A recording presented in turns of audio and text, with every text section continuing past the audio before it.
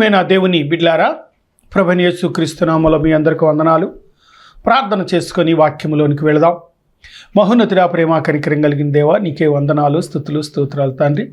అద్భుతకరుడివి, ఆలోచనకర్తవి, నిత్యుడగు తండ్రివి, సమాధానకర్తవు, పాపుల రక్షకుడైన ప్రభువైన యేసుక్రీస్తు నామములో తండ్రి, ఈ వాక్య వర్తమానమని నువ్వే మాట్లాడి మహిమ ఘనత ప్రభావం పొందుకోండి.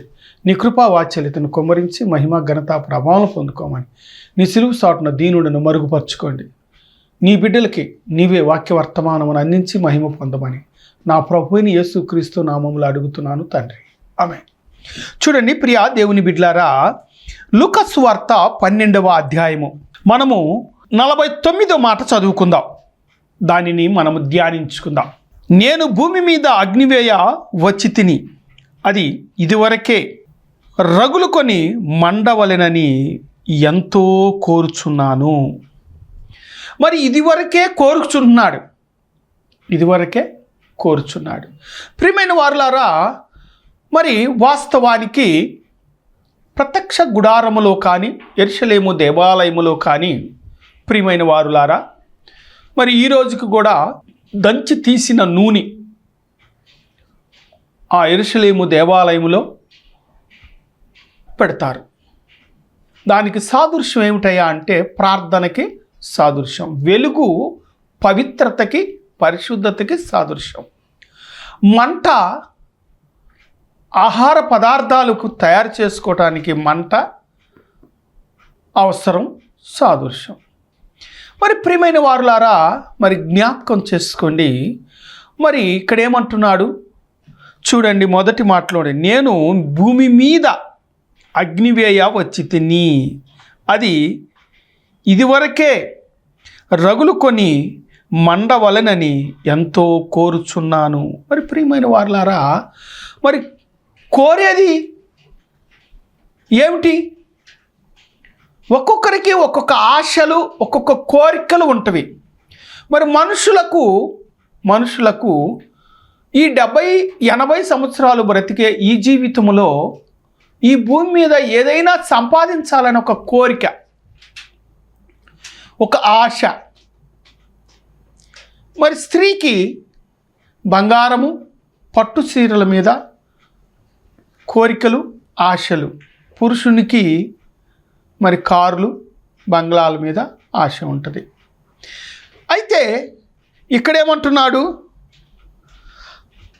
ఎంతో ఎంతో ఎంతో నేను భూమి మీద అగ్నివేయ వచ్చి తిని, అది ఇదివరకే రగులుకొని మండవలెనని ఎంతో కోరుచున్నాను అంటున్నాడు. మరి మానవుని కోరికేమో భూమి మీద, స్త్రీల కోరికలేమో వస్త్రాల మీద, బంగారం మీద, పురుషుల కోరికలేమో కార్ల మీద, బంగ్లాల మీద, ఉద్యోగం మీద ఉంటుంది. మరి విశ్వాసులమైన మనము, మన కోరిక ఎవరి మీద ఉండాలి? కోరిక దేని మీద ఉండాలి? వాస్తవానికి ప్రియమైన దేవుని బిడ్డలారా, మన కోరిక అయితే పరలోక రాజ్యములో దేవుని సింహాసనము దగ్గర మనము జీవించాలి. రెండో రాకడలో ప్రభువైన యేసుక్రీస్తు సింహాసనం మీద కూర్చున్నగా ఆయనను చూడాలి అనే ఒక ఆశ, కోరిక మనలో ఉండాలి. మనలో కోరిక భూమి మీదే ఉంటున్నవి. ఎందుకని? మనము మట్టిలో నుంచి తీశారు కనుక, మట్టి మనుషులము కనుక, ఈ భూమిలో నుంచి వచ్చాము కనుక భూమి మీదే కోరికలు, ఆశలు ఉంటవి. అయితే విశ్వాసివైన నీవు జీవగ్రంథములో పేరుని ఆశించాలి. నీ కోరిక అక్కడ ఉండాలి. జీవగ్రంథములో నీ పేరు ఉన్నదా లేదా? నీవు దేవుని సింహాసనం దగ్గర నీవు ఉన్నావా లేదా? అలాగే ప్రభువైన యేసుక్రీస్తు రెండో రాకడలో వచ్చినప్పుడు, ఆయన సింహాసనం మీద కూర్చున్నప్పుడు, ఆ సింహాసనాన్ని ఆసీనుడైన ప్రభువైన యేసుక్రీస్తుని 12 మంది అపోస్తులను, ప్రవక్తలను చూసే ఒక కోరిక నీలో ఉందా? నీలో ఉందా ఆ కోరిక? విశ్వాసివి కదా, దేవుని బిడ్డవు కదా, నీవు మారు మనసు పొందావు కదా. మారు మనసు అనగా ఏమిటంటే, ఈ భూమి మీద ఏది కూడా కోరిక లేనివాడు, దేవుని కుమారుడైన వాడు మారు మనసు పొందినట్లు. ఈ భూమి మీద కోరికలు ఉన్నవాడు దేవుని కుమారుడు ఎలా అవుతాడు? దేవునికి మొదటి స్థానము, మొదటి పలుకునివ్వకుండా నువ్వు దేవుని కుమార్తెవు ఎలాగవుతావు? కుమారుడు ఎలాగవుతావు? చూడండి ప్రియ దేవుని బిడ్డలారా, నీ కోరిక అనేది నీవు దేవుని మీద ఆధారపడి ఉండాలి. అబ్రహాము దేవుణ్ణి చూసెను. ఎంత గొప్ప ధన్యత అండి! అబ్రహాం ఎక్కడున్నాడు? ఏమండి, భూమి మీదే ఉన్నాడు కదా, భూమి మీద జీవించాడు. కానీ ఆయన ఆశ, కోరిక, అబ్రహాము చిందూరు వనము దగ్గర కూర్చున్నప్పుడు 3 దేవదూతలు వస్తే వారితో దేవుడైన యెహోవా కూడా వచ్చినట్లుగా రాయబడి ఉన్నది. దేవుణ్ణి చూసెను. చూడండి ప్రియమైన వారులారా, ఆశ నీకు అలాగా ఉండాలి. ఆశ నిత్యము కూడా దేవునిలో వెతకాలి. మనము చూడలేనప్పుడు మనం వ్యర్థం కదా. ఆశ, కోరిక నీకు ఉండాలి. కోరిక అంతా కూడా భూమి మీద ఉంటుంది. భూమి మీద ఏమాత్రం కూడా ఉండకూడదు. మొదటిలో చాలామంది ఇబ్బందులు పడుతూ, ఇరుకులు పడుతూ, వేదనలు పడుతూ, కొద్దిగా సంపాదించుకొని కొద్దిగా స్థిరపడిన తర్వాత ఇంకా సంపాదించాలనే ఆశతో ఉంటారు. కానీ ఆ ఆశను తృప్తి పడలేకపోతున్నారు. తృప్తిపడి నీవు దేవుని వైపు చూడాలి. దేవుని వైపు చూడాలి. ప్రభువైన యేసుక్రీస్తు ఇదిగో ఇక్కడ కోరినది ఇక్కడ జరిగింది. ఎక్కడ జరిగింది? అపోస్తల కార్యాలు 2వ అధ్యాయము 3వ వాక్యము. మరియు అగ్నిజ్వాలల వంటి నాలుకలు విభజింపబడి నట్లుగా వారికి కనబడి వారిలో ఒక్కొక్కని మీద ఉరాలగా పరిశుద్ధాత్మను అగ్ని అపోస్తల కార్యాలు 2:3 వచనములో చక్కగా పరిశుద్ధాత్మ వీరి మీద వాలింది. వీరు దేవుణ్ణి ఆరాధిస్తున్నారు. ఆయన కోరిక దేవుణ్ణి ఆరాధించటమే, దేవుణ్ణి స్తుతించటమే. మరి చూడండి ప్రియ దేవుని బిడ్డలారా, మరి దేవదూతలు నిత్యము కూడా కెరూబులు, షరాబులు ఎల్లవేళలా పరిశుద్ధుడు పరిశుద్ధుడు పరిశుద్ధుడు పరిశుద్ధుడని ఆయనను స్తుతిగానములు చేస్తున్నారు, ఆయనను ఆరాధిస్తున్నాడు. మరి ఈ భూమి మీద నీవు కూడా ఒక మిఖాయేలు దూతవి, ఒక గాబ్రియేలు దూతవి నీవు అయి ఉన్నావు కనుక, నీవు పరిశుద్ధాత్మని పొందుకొని ఉన్నావు కనుక, ఆ పరిశుద్ధాత్మని పొందుకున్న నీవు ప్రభువైన యేసుక్రీస్తు నామములో దేవదేవుడైన యెహోవాని నీవు నిత్యము ఆరాధిస్తున్నావా? ఆ కోరికతో నీవున్నావా? కోరిక, ఆ ఆశతో, కోరికతో నీవు దేవుని సన్నిధిలో పరిశుద్ధాత్మను అగ్నితో నీవు మండుతున్నావా? అగ్నితో నీవు మండుతున్నావా? మోషే సినాయి పర్వతం మీద ప్రార్థన చేసి 40 రోజులు దిగినప్పుడు ఆయనతో పరిశుద్ధాత్మను అగ్ని వచ్చింది. మోషే, నీ ముఖము తేజరిల్లుతున్నది, నీ ముఖము వెలుగుతో నిండి ఉన్నది కనుక నీ ముఖము మేము చూడలేకపోతున్నాం. ప్రార్థన చేసేవారి ముఖము, పరిశుద్ధాత్మని నిండిన వారు ముఖము తేజరిల్లుద్ది. నాకులాగా నల్లగా ఉన్న వారి ముఖంలో దేవుని వెలుగు కనపడుతూ ఉంటుంది. ఆ అనుభవము నీకున్నదా? ఆ అనుభవం నీకున్నదా ప్రియా విశ్వాసివి? దేవుని కుమారుడవు, దేవుని కుమార్తెవు. మేము క్రైస్తవులమే. మరి నీవు క్రైస్తవుడు అయినప్పుడు నీవు ప్రార్థననే మంటని నీవు పొందుకుని ఉన్నావా? గాస్పులాల్లో మేము ప్రార్థన చేసేటప్పుడు 95లో జసంతరావు గారు ప్రార్థన మొదలు పెడితే శనివారం ఆల్ నైట్ ప్రార్థనలో ఖచ్చితంగా 11ంటికి మొదలు పెట్టేవాళ్ళం. 11ంటికి ఆరాధన అయ్యేది, శనివారం ఆరాధన. ఆ 11ంటికి గ్రూపులుగా కూర్చొని విజ్ఞాపన చేస్తానికి కూర్చుంటే ఒక్కొక్కరము 10 నిమిషాలు, పావు గంట, 20 నిమిషాలు చేసేవాళ్ళం. అయితే దశంతరావు గారు ఏం చేసేవాడయ్యా అంటే, ఆయన ప్రార్థన ఆమేన్ అనేటప్పటికే తెల్లారి 5 అయ్యేది. మేము గ్రూపులో కూర్చునేవాళ్ళం, 10 మంది, 5గురు, 6గురు. ప్రియమైన వారులారా, పరిశుద్ధాత్మను అగ్ని ఆయనతో ఉండి అనేకుల గురించి విజ్ఞాపన చేస్తూ అనేకమైన సంఘాలు అంటుకట్టబడిన గాస్పల్ అసోసియేషన్ ఆఫ్ ఆల్కి, గాస్పల్ సంఘానికి అంటుకట్టబడిన సంఘాల గురించి, విశ్వాసుల గురించి ప్రార్థన చేసి ముగించేటప్పటికే ప్రియమైన వారులారా 5 అయ్యేది. ఇక్కడేమో అపోస్తల కార్యాలు 2:3లో ఏమంటున్నారంటే, మరియు అగ్నిజ్వాలల వంటి నాలుకలు విభజింపబడి నట్లుగా వారికి కనబడి వారిలో ఒక్కొక్కని మీద వ్రాలగా. ఏం వాలింది? పరిశుద్ధాత్మను అగ్ని వారి మీద దిగినప్పుడు వారు అనేకుల గురించి ప్రార్థన చేశారు. అట్లాగే వీరు భాషలతో మాట్లాడారు, వారి వారి తన భాషలతో. ఎందుకంటే అది బస్తీ గనుక అనేక మంది రకరకాలుగా వస్తారు గనుక, వచ్చారు గనుక, బంధువులు, స్నేహితులు ఈ కొర్నేలి ఇంటిలోనికి వచ్చారు గనుక, ఈ కొర్నేలి ఇంటిలో ఉన్నవారు మరి చుట్టుపక్కల ఉన్నవారు కూడా వచ్చారు కనుక మరి అక్కడ భాషలతో మాట్లాడటానికి తన భాషల్లో 6వ వచనంలో ఉంటుంది. ఇదే అపోస్తల కార్యాలు 2:6లో ఉంటుంది.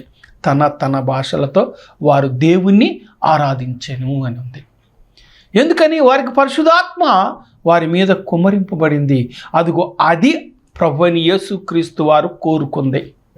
మరి అట్టి కోరికను నీవు పొందుకొని అట్టి కోరికను నీవు సఫలపరుస్తున్నావా? సఫలపరుస్తున్నావా?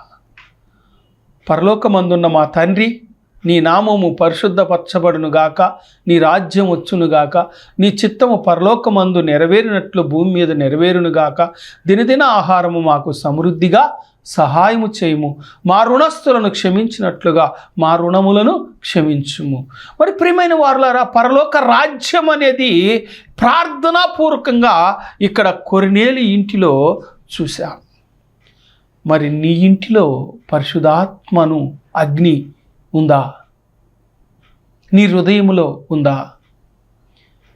నీ కోరిక పరిశుద్ధాత్మతో స్నేహము చేస్తున్నావా? జ్ఞాపకం చేసుకో. నిత్యము కూడా నీవు దేవుని వారసుడవి కావాలని కోరుకుంటే, మళ్ళొకసారి చెప్తున్నాను, ఈ భూమిలో నుంచి, ఈ మట్టిలో నుంచి వచ్చాం కనుక ఈ మట్టి మీద కోరికను తీసివేసుకోవాలి. అప్పుడు నీకు ఆశ, కోరిక, నిత్యము నిత్యరాజ్యానికి వారసుడు, నిత్యరాజ్యానికి వారసుడివి. నువ్వు ఒక వేపువి అవ్వాలని ఒక కోరిక నీలో ఉండాలి. ఒక లాజరువి అవ్వాలని ఒక కోరిక ఉండాలి. ఒక ఆశ ఉండాలి. ఒక కోరిక నీలో ఉండాలి. ధనవంతుని ఎదురుంగే కూర్చున్నాడు, లాజరు విజ్ఞాపన చేస్తున్నాడు. అది పరిశుద్ధాత్మను కోరిక ఆయనలో ప్రభువైన యేసుక్రీస్తు చూశాడు. పాత నిబంధన కాలములో ఏబులో పరిశుద్ధాత్మను అగ్నిని, దేవుని నిత్యము ఆరాధించే భక్తుడిని చూశాడు, కుమారుణ్ణి చూశాడు. మరి నీవు ఎలా ఉంటున్నావు? నీ కోరిక ఎలా ఉంటుంది? నీ ఆశ ఎలా ఉంటుంది? నీ తలంపు ఎలా ఉంటుంది? ఆలోచించుకో. ప్రియమైన దేవుని బిడ్డలారా, ఇక్కడ బ్రతికేది 70, మహా అయితే 80. మరి నీ ఆశలన్నీ భూమి మీద ఉండకూడదు. ఉన్న ఎడల నీవు దేవుని కుమారుడవు, కుమార్తెవు కాదు. ఒక ఆలయం ఉందండి. ఒక ఆలయంలోనికి మనం వెళుతున్నాము. ఆ ఆలయంలో ఆ 40 నిమిషాలైనా నీవు ఆరాధన హృదయపూర్తిగా నీవు చేస్తున్నావా? లేదు, ఆ 40 నిమిషాలు అన్నీ మర్చిపోయి నీవు దేవుని వాక్యము మీదే నీవు లగ్నమై నీ వింటున్నావా? వినట్లేదు. వింటే నీ కోరికను దేవుడు తప్పకుండా సఫలపరుస్తాడు. న్యాయమైందైతే ఆయన కోరిక ఇలా ఉంది, మండాలి. ఎవరిని కాలుస్తానికి? సాతానుని కాలుస్తానికి, వాడి కుయుక్తిని నీవు పాడు చేయటానికి, వాడి కుయుక్తిని నాశనం చేయటానికి నీవు ప్రార్థన ఆత్మను నీవు పొందాలి. ఆయన కోరుకునే కోరిక అది.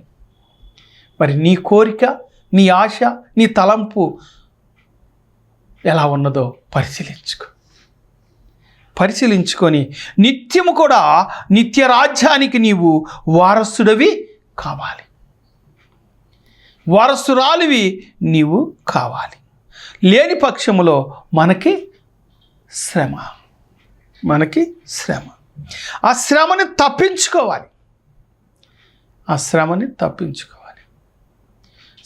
తప్పించుకుంటే ఎంతో నీకు ఆశీర్వాదము కలుగుతుంది. అటు ఆశీర్వాదం నీవు పొందుకోవాలి. దేవుని కోరిక, కుమారుడికి కోరిక, నీ కోరిక ఒకటై ఉండాలి. ఇతను నా ప్రియ కుమారుడు, ఇతని వల్ల ఆనందిస్తున్నాను, ఇతని మీద నా ఆత్మని కుమ్మరిస్తున్నాడు. ఎందుకని? దేవుని కోరిక ఆయనదై ఉన్నది. ఈయన కోరిక తీర్చాడు. తండ్రి కోరిక ఖచ్చితంగా తీర్చాడు. మరి ఈయనేమని కోరుకుంటున్నాడు? పరిశుద్ధాత్మను అగ్ని కుమ్మరింపబడాలి. పరిశుద్ధాత్మను వీరు పొందుకోవాలి. అది వీరిలో మండాలి. ఒక్కొక్కరికి చూడండి ప్రియమైన వారులారా, పనికిరాని కోపము, పనికిరాని రోషం ఉంటుంది. పనికిరాని కోపము, పనికిరాని రోషం ఉంటుంది. కానీ ఆ రోషము సాతాన్ని జయించేటట్లుగా నీలో పరిశుద్ధాత్మను అగ్ని ఉన్నదా? నీ రోషం అనేది ప్రియ విశ్వాసి సాతాన్ని జయించాలి అనేక పట్టుదల నీకు ఉండాలి. ఆ కోరికను దేవుడు సఫలపరుస్తాడు. నిత్యము కూడా నీవు ఆ ఆశ కలిగి నీవు జీవించితే నీకు ఆశీర్వాదం కలుగుతుంది. చాలామంది విశ్వాసులు ఈ కోరిక, ఈ రోషం ఉండట్లేదు వారిలో. ఏమంటున్నాడు? నేను రోషము కలిగిన దేవుడను, పైన ఆకాశమందు కానీ, కింద భూమి యందు కానీ, కింద పాతాళమందు కానీ నేను తప్పనిచ్చి వేరొక దేవుడు మీకు ఉండకూడదు, ఉండడు అంటున్నాడు. మరి జీవం కలిగిన దేవుని వద్దకు నీ వచ్చినప్పుడు ప్రియమైన వారులారా, ఆ జీవము కలిగిన దేవదేవుని వద్దకు నీ వచ్చినప్పుడు నీవు ఏ రోషముతో నీవు ఉంటున్నావు? 40 నిమిషాలు నీవు వాక్యం వినలేని పరిస్థితిలో ఉంటున్నావు నీ ఆలయంలో. పక్కనోళ్ళతో వ్యవహారం చేస్తూ ఉంటావు. చెప్పుకున్నాళ్ళే పాస్టర్ చెప్పుకున్నాళ్ళే, ఆయన బాధ ఆయింది. లేదంటే ఈ మధ్య కొంత ఈ మాట వస్తుంది, ఆ జీతం తీసుకున్నప్పుడు చెప్పుకోలే, ఏం చేస్తాడు? జీతం తీసుకుంటే చెప్పక ఏం చేస్తాడు అంటున్నారు. ప్రియమైన వారులారా, జీతము దేవుడిచ్చేది కానీ మీరిచ్చేది కాదు. అంత హేళనగా దైవ సేవకుడిని మీరు మాట్లాడకూడదు. మాట్లాడిన ఎల్ల మీకు నష్టము కనపడదు. చూడండి, పరిశుద్ధాత్మని నీవు కోరుకో. ఈ భూమి మీద నీవు ధరించుకునే వస్తువుల మీద, నీవు జీవించే ఈ భూమి మీద గృహాలలో నీ కోరికను పెట్టుకొనవద్దు. మళ్ళొకసారి చెప్పుకుందాం. జీవగ్రంథంలో నీ పేరు ఉండాలని కోరుకో. దేవుని సింహాసనాన్ని చూడాలని కోరుకో. ప్రభువైన యేసుక్రీస్తు రెండో రాకడలో ఆ 12 గోత్రాలు, ఇశ్రాయేలీయుల 12 గోత్రాలకు తీర్పు తీరుస్తుండగా వారి మధ్యలో నేను ఉండాలని కోరుకో. ఆ ఆశను, ఆ కోరికను దేవుడు ఖచ్చితంగా సఫలపరుస్తాడు. లేని పక్షంలో నీవు ఏమాత్రము కూడా దేవునికి దూరమే, దగ్గరగా నీవు ఉండలేవు. నీవు దగ్గరగా ఉండలేవు. దేవునికి నీవు దూరముగా ఉంటున్నావు. దేవునికి దూరముగా ఉంటే నీవు ప్రయోజనం ఏమిటి? నువ్వు కన్న బిడ్డలు నీకు దూరంగా ఉంటే ప్రయోజనం ఏంటి? రోజు దిగులే కదా, రోజు దిగులే కదా. నీ బిడ్డలు తప్పు చేస్తే నీకు దిగులే కదా. వారు ఏమైపోతారని నువ్వు వేదన పడతావుగా, తండ్రివి తల్లివి.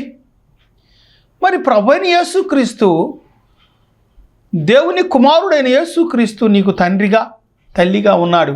మరి ఆయనంతా వేదన పడుతున్నాడు. ఆయన కోరికేమో నిన్ను ఆయన ఒడిలో కూర్చోపెట్టుకోవాలి, ఆయన ఒడిలో ఉంచుకోవాలి. కోడి తన రెక్కల నీడలో ఉంచుకున్నట్లుగా తన బిడ్డలని నరకము తప్పించి పరిశుద్ధాత్మ అను నీడలోనికి నిన్ను పిలుస్తున్నాడు. ఆయన కోరిక అది, ఆయన కోరిక అది. మరి నీ కోరిక ఎలా ఉన్నది? నిన్ను నువ్వే ప్రశ్న వేసుకో.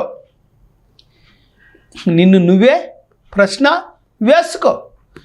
వేసుకున్న ఎడల నీకు మేలు కలుగును. చూడండి ప్రియమైన వాళ్ళారా, ఇదివరకు పెద్దోళ్ళు ఏమనేవాళ్ళు అంటే, ఎవరి కోరికను వారు తీర్చుకుంటానికి జీవిస్తున్నారు, కానీ తల్లిదండ్రి ఇష్టప్రకారంగాను జీవించట్లేదు. మరి ప్రభువైన యేసుక్రీస్తు తను తండ్రి పట్ల, దేవుడైన యెహోవా పట్ల గొప్ప కార్యాన్ని చేయటానికి ఈ భూమి మీదకి వచ్చి ఆయన యొద్దకు, ఎవరి యొద్దకు? దేవుడైన యెహోవా యొద్దకు నిన్ను నన్ను తీసుకొని వెళతానికి ఎంతో కోరికతో ఉంటే మనమేమో వెళ్ళాం. ప్రార్థన ఏమని చేస్తాం? యేసుక్రీస్తు నామములో అడుగుతున్నాము తండ్రి అనే కదండి. ఆ కోరికేమో నిత్యమో నా ద్వారాగా తండ్రితో వీరు కలవాలి, తండ్రితో వీరు ఉండాలి, వీరు నిత్య రాజ్యానికి వారసులు కావాలి అని ఆయన కోరుకుంటున్నాడు. మరి మనమైతే ఈ భూమి మీదే కోరికలు, ఈ భూమి మీదే ఆశలు, ఈ భూమి మీదే మన ఊహలు. చూడండి ప్రియమైన వాళ్ళు, ఈ వాక్యం వింటున్న మీరు ఎవరైనా కానీ ఒక్కరైనను దయచేసి సింహాసనము చూడాలని కానీ, మరి ప్రభువైన యేసుక్రీస్తు నామములో అపోస్తులైన చూడాలని కానీ ఒకరైనా ప్రార్థన చేయండి. మీ ఆశ ఎలా ఉందో చూద్దాం. అపోస్తులు మనుషులే, పవిత్రతగా జీవించారు. లేదు పౌలును చూడాలన్నా కోరికతోనన్నా ప్రార్థన చేయండి. దేవుని చూస్తాం అనేది పక్కన పెడదాం, ప్రభుని యేసుక్రీస్తును చూస్తాం అనేది పక్కన పెడదాం.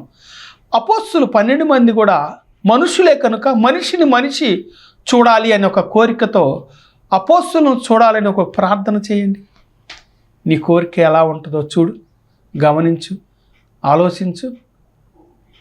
నీవు దేవుని బిడ్డవు కనుక నీవు దేవుణ్ణి చూడాలి, దేవునితో మాట్లాడాలి, దేవునితో నీవు జీవించాలనేసి దేవుడు ఆశపడుతున్నాడు. అందుకే అంటున్నాడు అన్నమాట. లాస్ట్లో మరొకసారి చదువుకుందాం. నేను భూమి మీద అగ్నివేయ వచ్చి తిని ఇదివరకే రగులుకొని మండవలెనని ఎంతో కోరుచున్నాను. ఏంటిది అది? ప్రార్థన. ప్రార్థన, పవిత్రత, పరిశుద్ధత కోరుకోవాలి. ఆ పరిశుద్ధత ఉండబట్టే ఆయన దేవునితో ముఖాముఖిగా ఉన్నాడు. నీవు కూడా అలాగ ఉండావా? బంగారముని మస్టు లేదా మూస 7 మార్లు వస్తారు. ఆ ఊదినప్పుడు ఆ మస్టు అంతా పోయి మేలిమ బంగారం వస్తుంది. మేలిమ బంగారము ఒక వస్తువు చేయటానికి ఉపయోగపడుద్ది.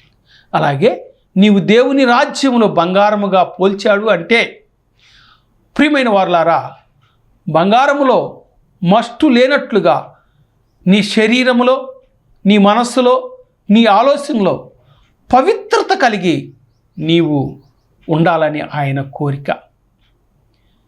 మైల, మచ్చ, డాగు, కలంకము, ముడత ఇవేమీ లేకుండా చాలా పవిత్రుడిగా, పరిశుద్ధముగా నీవు దేవునితో పాటు నడవాలి.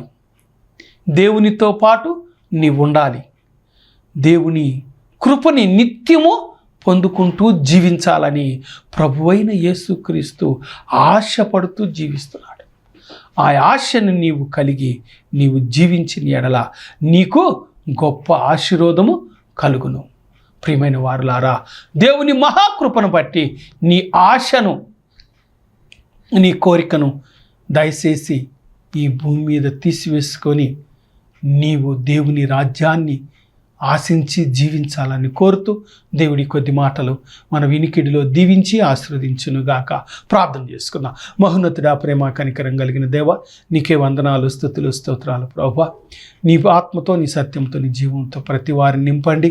వారి ఆశలు నీ వైపున తిప్పండి. నీ కోరికను వారి వైపున, వారిని పవిత్రులుగా ఉండాలని ఎంతో కోరావు కనుక అటు విధంగానే ప్రభువా, వారు కూడా ప్రభు అయిన యేసుక్రీస్తు నామములో జీవ గ్రంథములో వారి పేరు ఉండాలని కోరిక. అయ్యా, ఇదిగో నా తండ్రి, నాయన దేవుని సింహాసనమును చూడాలని కోరిక, అపోస్తులను చూడాలని కోరికతో వారిని జీవింపచేయండి. అయ్యా, వారికి మాదిరిగా నా తండ్రి ఏమున్నా ఏమి లేకపోయినా నాకు దేవుడే కావాలని కోరుకున్న 2 కొత్త నిబంధనలో లాజరు, అయ్యా పాత నిబంధనలో నా ప్రభువా యేబు, వీరిని నేను చూపించాను. అయ్యా, నీ కృప, నీ వాత్సల్యతను బట్టి వారిని జ్ఞాపకం చేసినందువలన నీకే వందనాలు. అయ్యా, ఇదిగో నా తండ్రి, నీ ప్రేమ అనురాగాలను బట్టి నీకు స్తుతులు, స్తోత్రాలు చెల్లించుకుంటూ నీ ఆత్మతో, నీ సత్యంతో, నీ జీవంతో నింపి పరిశుద్ధపరిచి పవిత్రపరచమని పాపినైన నన్ను జ్ఞాపకం చేసుకుని ఈ భాగ్యం ఇచ్చినందుకు నీ పాదాలకు వందనాలు. అయ్యా, పవిత్రుని చేసినందుకు నీకు వందనాలు. ఈ పవిత్రతలో స్థిరపరిచి, బలపరిచి, పరిశుద్ధపరిచి, పవిత్రపరచమని ఇటు భాగ్యమును నా ప్రభు నాకు ఇచ్చినందుకు వందనాలు. నా ప్రభు, అయా లోకములో వాడిని పవిత్రుని చేసావు, పరిశుద్ధుని చేసావు. ఈ పరిశుద్ధతలోనే నీతో కలిసి జీవించే భాగ్యాన్ని కలుగు చేయమని, ఈ వాక్యం వింటున్న ప్రతి ఒక్కరికి కూడా నీ రాజ్యానికి వారసులు చేయమని ప్రభు అయిన యేసుక్రీస్తు నామములో అడిగి మిక్కిలి వినయముతో వేడుకుంటున్నాను తండ్రి. ఆమేన్. యేసు రక్తమే జయం, సిలువ రక్తమే జయం, యేసు రక్తమే సంపూర్ణ విజయం కలుగునుగాక. ఆమేన్.